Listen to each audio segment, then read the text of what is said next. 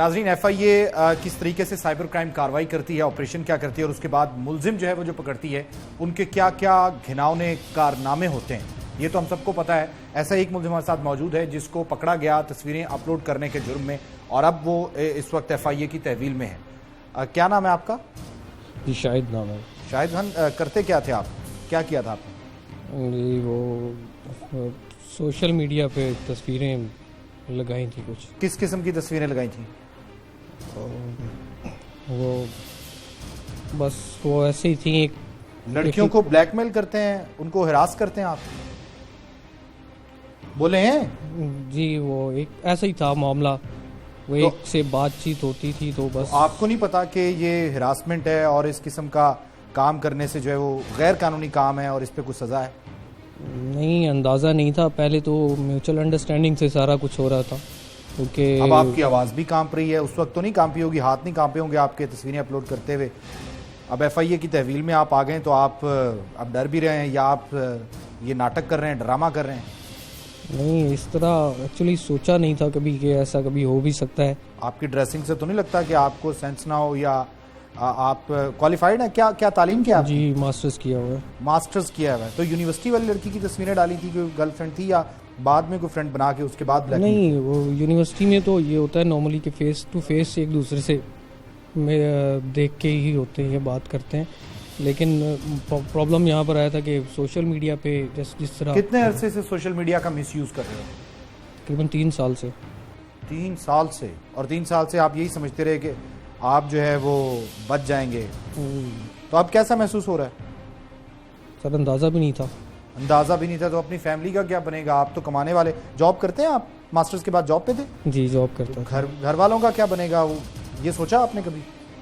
اب آپ رو بھی رہے ہیں اور اب آپ پتہ نہیں یہ کیا. ناظرین اس وقت فیلنگز یہ ہیں کہ اس سے نہ بات ہو پا رہی ہے, لیکن اس وقت ہم نہیں سوچتے کہ ہم ارننگ ہینڈ بننے کے بجائے, تعلیم مکمل ہونے کے بعد سہارا بننے کے بجائے والدین کا ان کو یہ دکھ دیتے ہیں, اور اس قسم کا دکھ جو ہے والدین کس طریقے سے برداشت کرتے ہیں.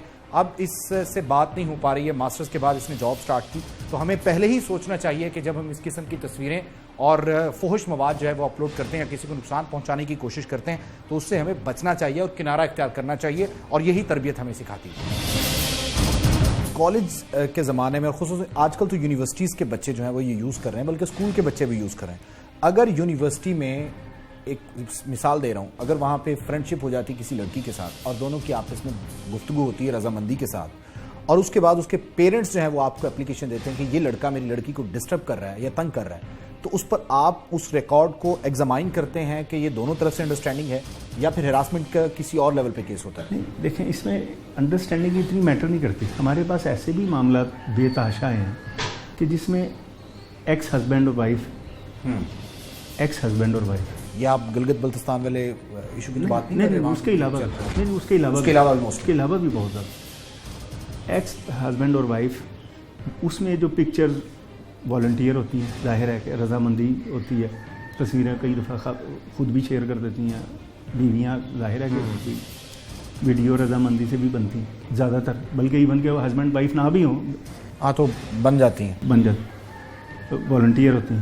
یہ پرابلم اس وقت شروع ہوتی ہے کہ جب آپ کوئی لڑکا یا لڑکی, مثلا دونوں ہو سکتے ہیں لیکن ظاہر معاشرہ ہے ہمارا, جب اس کو ٹرانسمٹ شروع کرتا ہے, پبلکلی ٹرانسمٹ جب کرتے ہیں, تو پبلک ٹرانسمٹ کرنے کا مطلب ہی یہ ہے کہ آپ دوسرے اپنے اس پارٹنر کو ہراس کرنا چاہ رہے ہیں. صحیح, ٹھیک ہے نا, آپ سمجھ بالکل صحیح کہ جو ٹرانسمیشن ہے, اس کو پبلکلی ٹرانسمٹ کرنا, دیٹ از اے کرائم.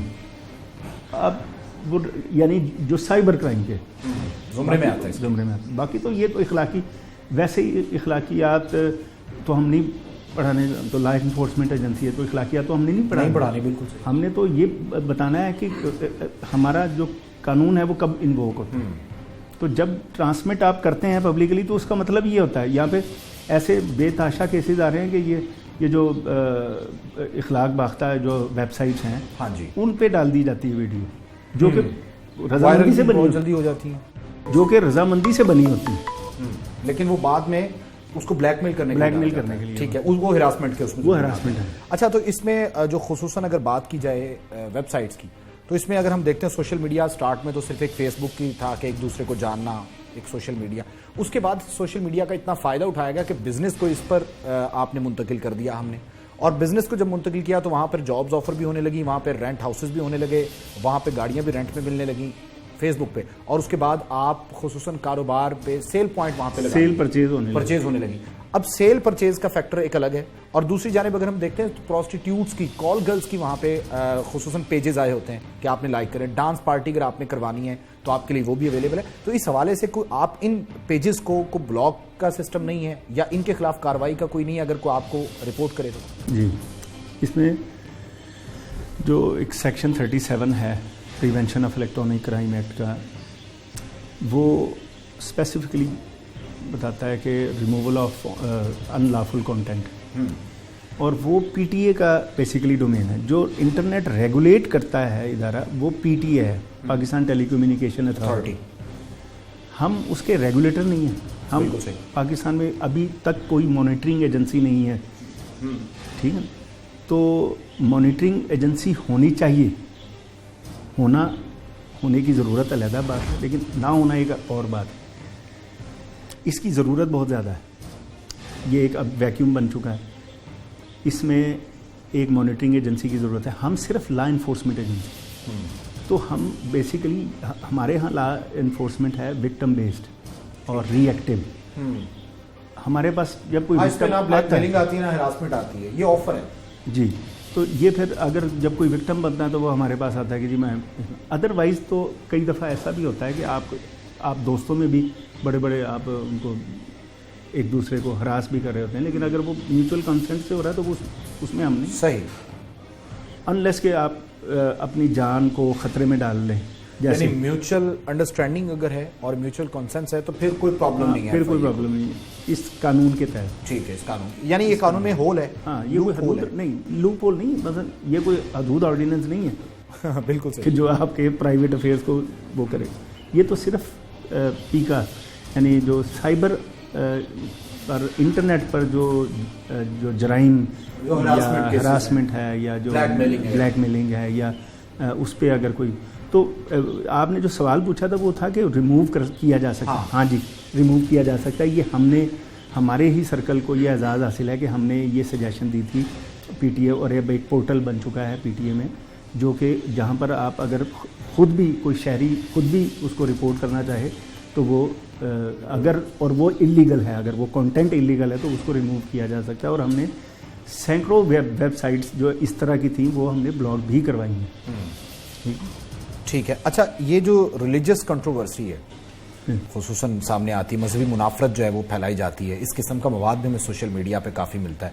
سیاسی تو خیر چلتی رہتی ہے، وہ تو نظریات کی جنگ ہے، لیکن جو ریلیجیس ہے اس کو کس طریقے سے آپ کنٹینٹ کو ایگزامائن کرتے ہیں، وہ بھی آپ لوگوں کے ذمہ میں آتا ہے؟ دیکھیں، اس میں ایک سیکشن ہے 11 prevention of electronic crime act کا. جو سیکشن 11 ہے وہ بیسیکلی اسی طرح کے جو انٹر فیتھ، انٹر ریشل اور سیکٹیرین اگر ہیٹرڈ کو ایڈوانس کیا جائے، کوئی ایسی پوسٹنگ جس کی وجہ سے معاشرے میں مذہبی یا فرقہ وارانہ اور یا انٹرفیتھ یعنی مختلف فرقوں کے درمیان یا مختلف مذاہب کے درمیان اگر کوئی ایسی پوسٹ کرتا ہے جس سے کسی کے جذبات مجروح ہوتے ہیں، اور اس کو ایگزامن کیا جا سکتا ہے کہ بھی یہ انلافل، اور عام طور پر اس طرح کی پوسٹنگیں ویسے ہے انلافل.